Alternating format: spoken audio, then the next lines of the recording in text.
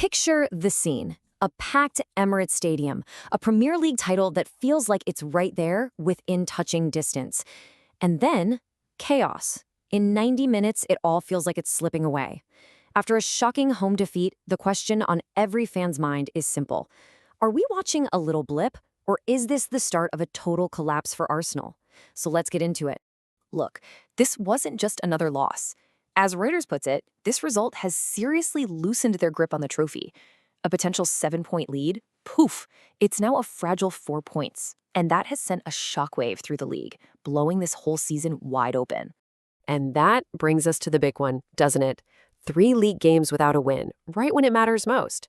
Is the pressure just getting to them? Are the cracks finally starting to show? Let's dive into the evidence and figure it out. To really understand what's happening, we have to go back to the scene of the crime, that meltdown against Manchester United.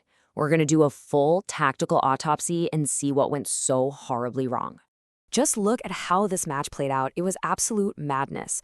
Arsenal get the lead, they're looking comfortable, then United equalize, then United take the lead with an unbelievable strike. Arsenal claw their way back, they think they've saved a point, and nope. 3 minutes later, United snatch the win.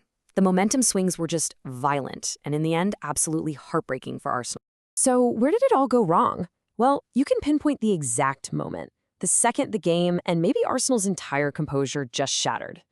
37th minute, they're leading 1-0, and Martin Zubimendi plays a truly catastrophic back pass. Mabumo is on it in a flash, and of course, he scores. That single mistake wasn't just a goal. It was the moment they lost all control and just handed United a way back in. And that error just opened the floodgates. United's other 2 goals weren't luck, not at all. They were proof of a fatal flaw. Both Patrick Dorgu's incredible hit and Matheus Cunha's long-range winner came from the exact same problem. Arsenal getting exposed on the counterattack, looking so brittle when a team runs at them with speed. And just like that, their first home loss of the season and a huge worry about their defense. Okay, so that's what happened. But to really get the diagnosis, we have to look at why. And when you do, you find this fascinating and honestly kind of dangerous tactical paradox at the very heart of this Arsenal team. Get ready for this number because it's pretty staggering. 73%.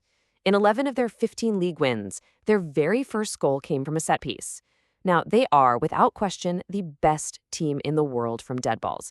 But you see the problem, right? That is a massive over-reliance. And this table right here shows you the other side of that coin perfectly.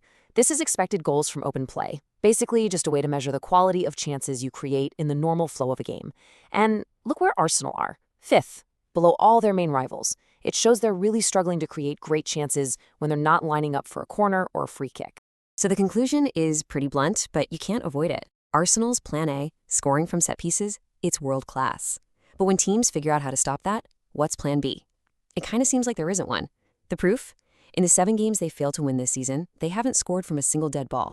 Now, having this kind of internal problem is bad enough, but it gets about 10 times worse when you remember the relentless pressure coming from the outside. Yeah, let's talk about that unstoppable blue machine, Manchester City. I mean, just look at the contrast between their weekends. While Arsenal are going through that exhausting, chaotic battle at home, City are just calmly winning 2-0 away. No fuss. While Arsenal are now winless in 3, City just keep on winning. But here's the most terrifying part. City did it while resting Haaland and Foden, and their new signings scored the goals. That is just a scary display of power and depth. And it all comes down to one critical thing: squad depth. City has it in spades. I mean, the fact that they have an 82% win rate in the league when Haaland doesn't even start is just insane. It proves their strength goes way, way beyond their first 11. They're a machine that's built to last a whole season. So let's bring it all together. What's the final verdict? We've got Arsenal's own tactical issues, and then we've got the immense pressure from City. To figure this out, it really comes down to a classic fight: the data versus the eye test. So, on the one hand, if you look at the data models, like Opta's supercomputer, they still say Arsenal are the mathematical favorites. The numbers, based on everything from fixtures to performance, say they should still just about get over the line. But you and I both know football isn't played on a spreadsheet. And if you've actually been watching Arsenal lately, the eye test is telling a very, very different and much more worrying story. You can see it with your own eyes, right? The key players look exhausted. They look like they've hit a wall. We've talked about how predictable they are tactically. That one mistake from Zubimendi showed a psychological fragility, and the momentum has completely shifted against them. You put all that together, and the picture looks pretty bleak. What this all adds up to is that the title race has fundamentally changed. In just a couple of weeks, this has become a completely new race. It's not the same one we were watching a month ago. And here is the single most important takeaway. The whole narrative has flipped. The title is no longer Arsenal's to go out and win. With City breathing down their necks, it is now theirs to defend. The hunter has become the hunted, and the only question left is, can they possibly withstand the charge?